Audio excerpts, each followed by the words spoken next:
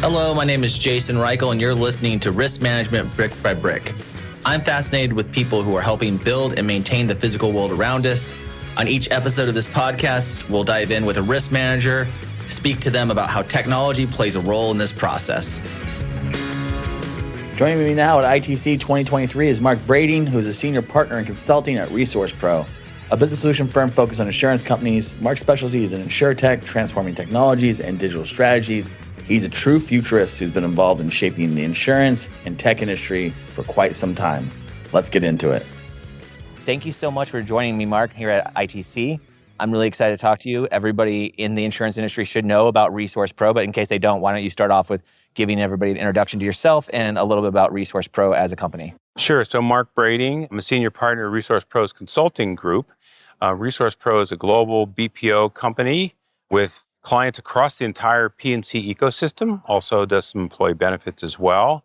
I'm on the consulting piece of it and do a lot of research and advisory work with various companies, including tech companies, InsureTechs, incumbents, but carriers, MGAs, retail agencies as well. So really the whole spectrum. At an event like ITC, what's your goal? How do you know if you've had a good ITC? Well, first of all, it's always extremely busy and just catching up, networking with many, many people. Of course, like everybody else, I'd like to come away with some leads for some partnerships or some business.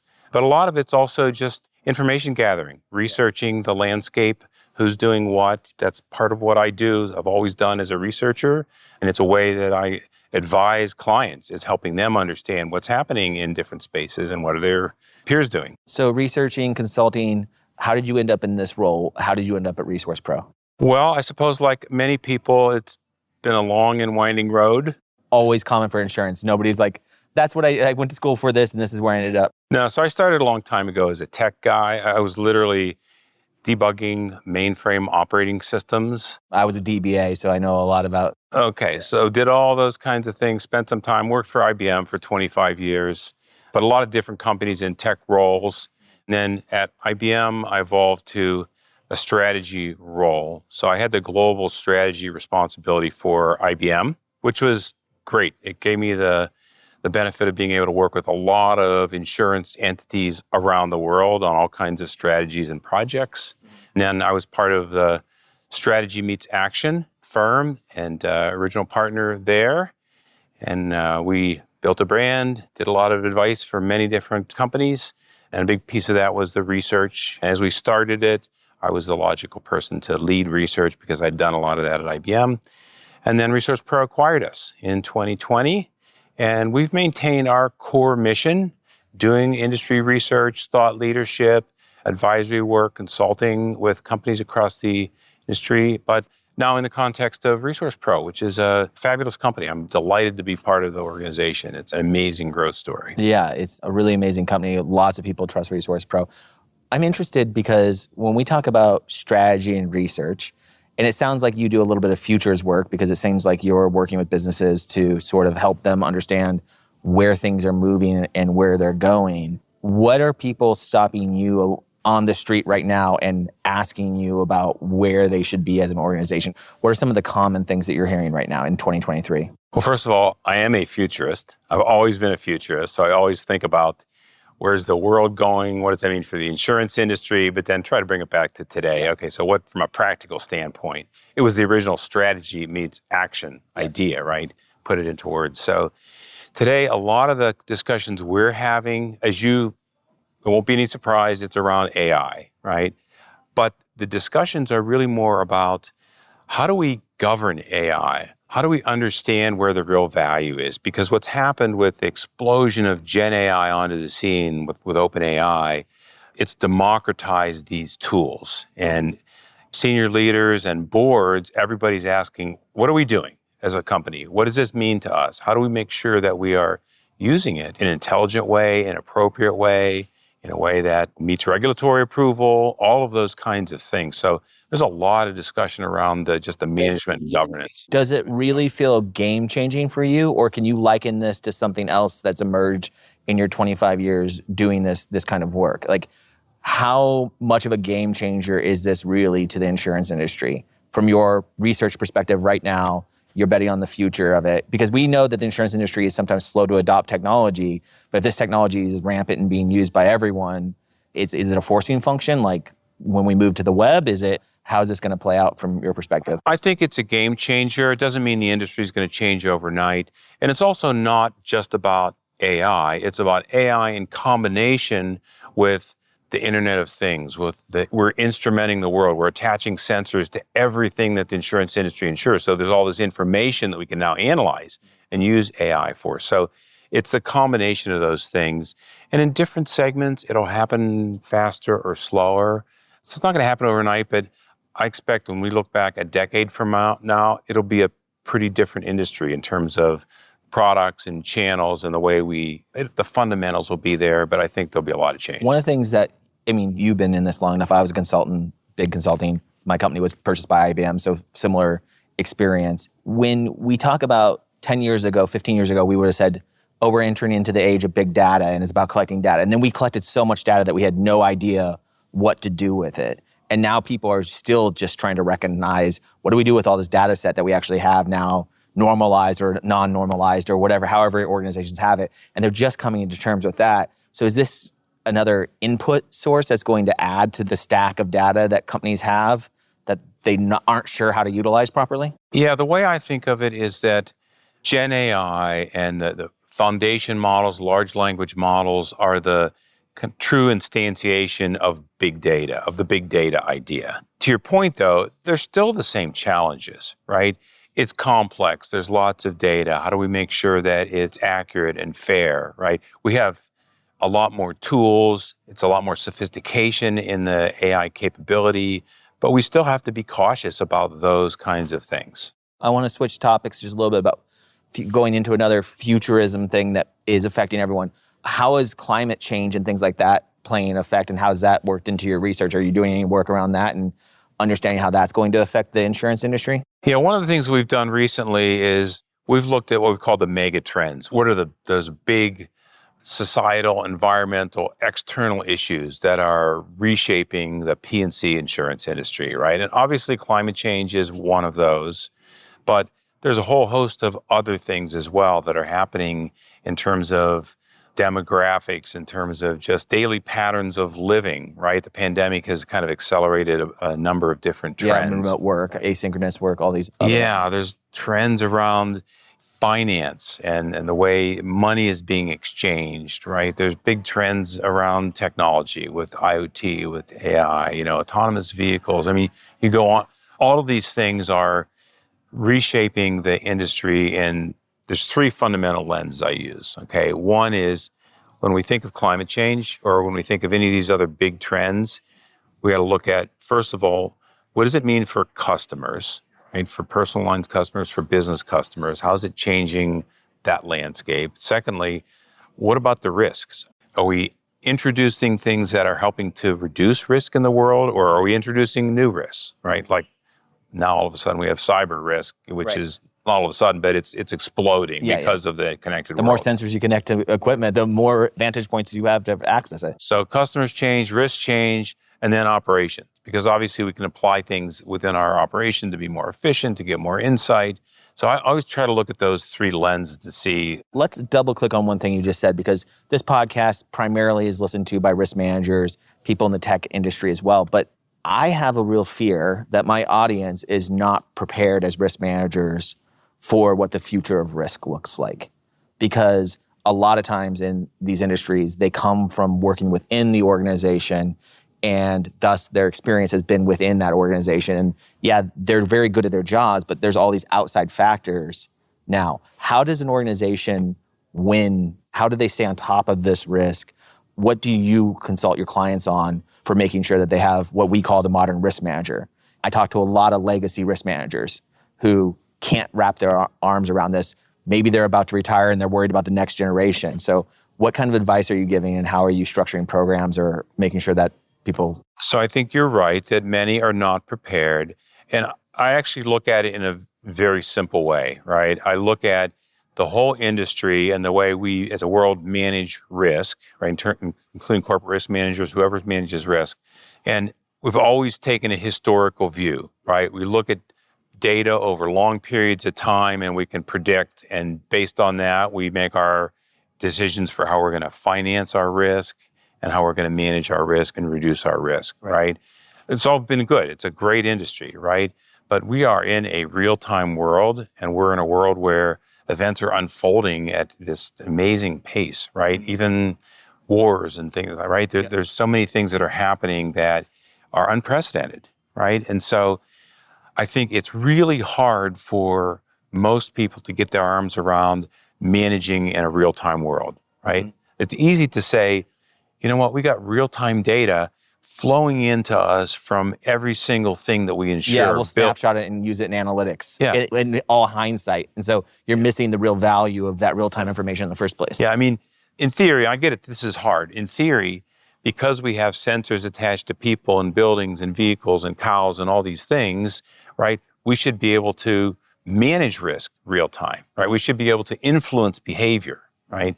But that's a big leap from the actuarial view of the world, historical view, to behavioral sciences. So this is one of the questions I have for you, because I'm noticing this too and going, well, is risk, which is traditionally sat maybe in accounting or finance, moving more into an operational role where they need to be able to deploy solutions quickly and be part of more of the day-to-day operations of the business.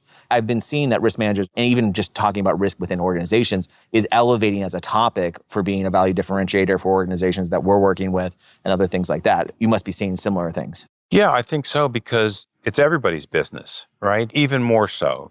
And again, it kind of gets back to that mindset of, are we thinking more static or are we thinking more dynamic, right? Because if you're thinking of the historical static world and how do we manage this, right?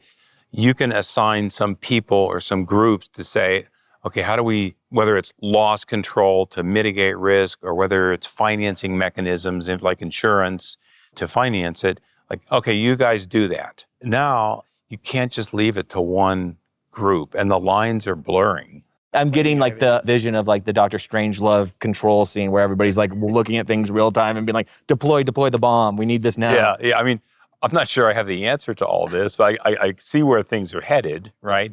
And so it's exciting in some ways because there's lots of opportunity for the insurance industry to play an even elevated role in the world. I mean, it's been foundational to society for a long time, right? We couldn't be doing the things we're doing in the world without insurance.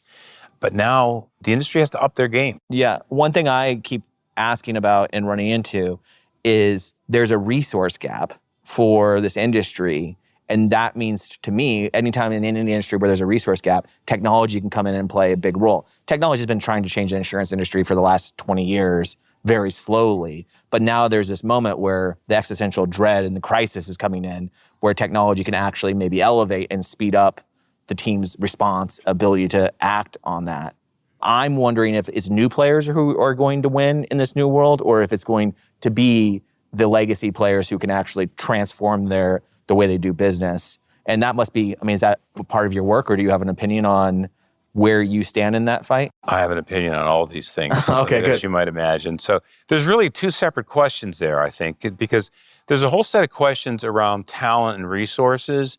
And then there's another set of questions around kind of business models and how do you build something that's going to be the winner, right? Or winning formula, And even what does right? winning look like now? Yeah, what does it look like? So let me talk about the talent part first, because as an industry, there's this kind of paradox, right? Where in the US, at least, the unemployment rate for insurance is like 1.4%. It's very high employment, right? On the other hand, there's a high level of unfilled positions.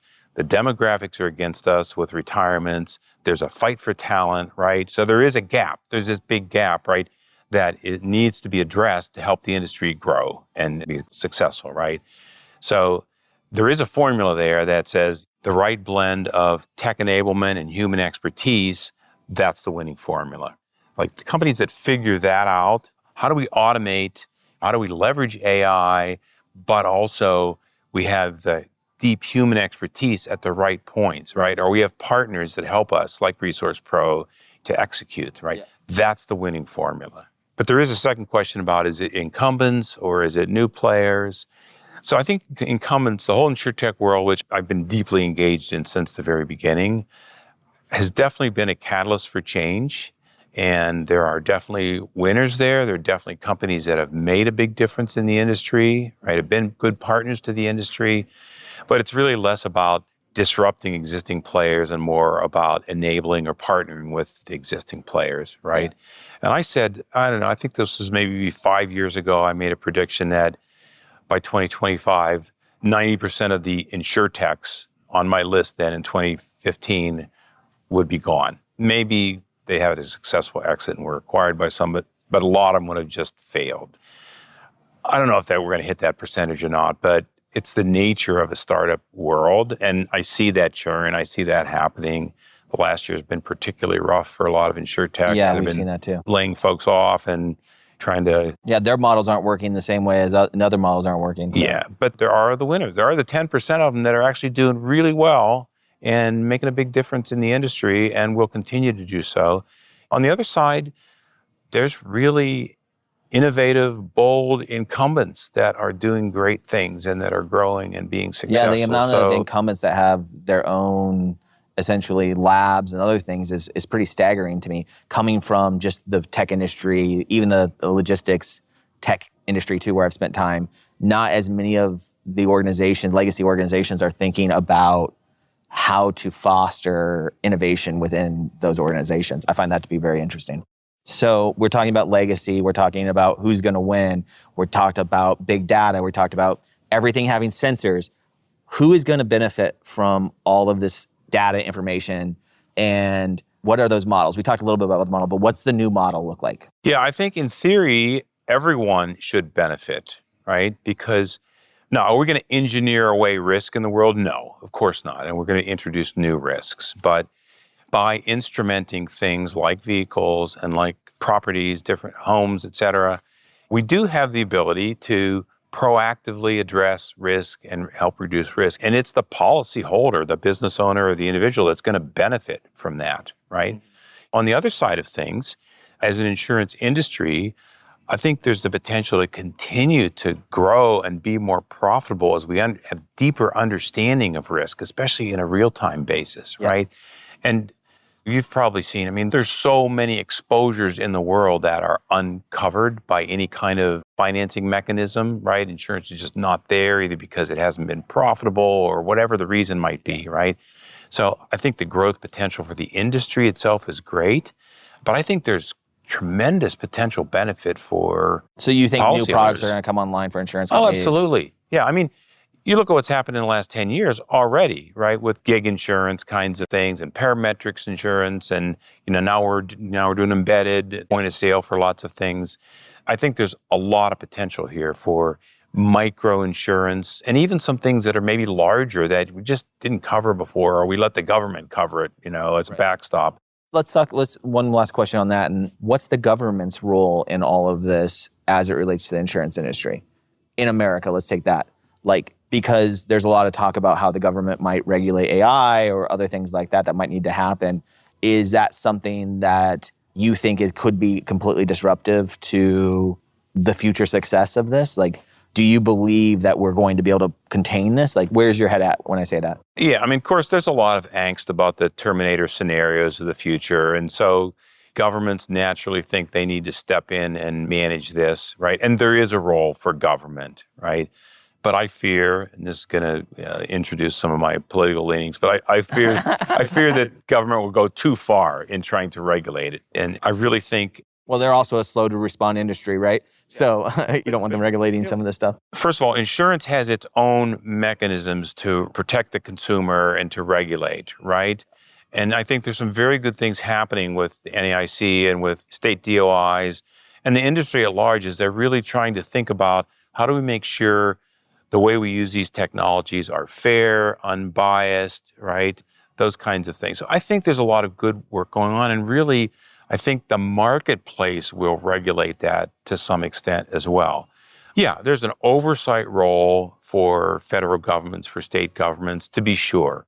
Yeah, some value of the insurance industry compared to, say, the stock market is that the insurance industry is successful when nothing happens. So it can be almost a self-correcting mechanism sometimes, where you don't see that in other industries where people can bet against the failure of things as much as the success of things. Last question I have for you, which is We have a lot of young people who are listening to this podcast now. What's a piece of advice that you would give yourself 25 years ago coming into this industry? What's something you love about the industry? What's something you don't like about the industry? And what's a piece of advice that you would give? Yeah, so let me take what I love about the industry first. Well, multiple things. It's a very collegial industry, right? It's a great network industry. It's not a cutthroat competition kind of scenario, right? Because the industry really is there ultimately to do a public good, right? To enable businesses to exist and grow, to enable governments to be successful, to enable consumers. people, consume, et cetera. So there is especially for young folks that have kind of society on their mind and be doing good things for society, the insurance industry is like a great exhibit of that, right? I love the industry for that. I get frustrated because the industry is slow. Some of that's the nature of the industry, the heritage of the industry, and this whole kind of historical view we were talking about earlier. Right. But they are slower to adapt things than I would like to see. Yeah, you're doing research. You're like, yeah, we were talking about that 10 years ago, and now it's showing up. That's the plight of the future. 10 years ago. Right? So, I mean, in the mid-'90s, I was talking about how the whole world's going to be connected and instrumented, and we're going to have all this real-time data, and people thought I was nuts. So, but here we are. So it just took longer than I thought it would. And a piece of advice. Piece of advice is for young folks, there are so many opportunities in the insurance industry, and it's fulfilling, it's exciting. Whichever direction you want to go, you want to start a career in underwriting or claims or on the tech side or whatever. It's a great growth industry, and join it. Thank you very much, Mark. I appreciate you. Okay, great. Risk Management Brick by Brick is brought to you by TrustLayer. Find out how TrustLayer manages risk so that the people can build the physical world around us. Head over to trustlayer.io. And then make sure to subscribe to Risk Management Brick by Brick on Apple Podcasts, Spotify, or wherever you get your podcasts. On behalf of the TrustLayer team, thank you for listening.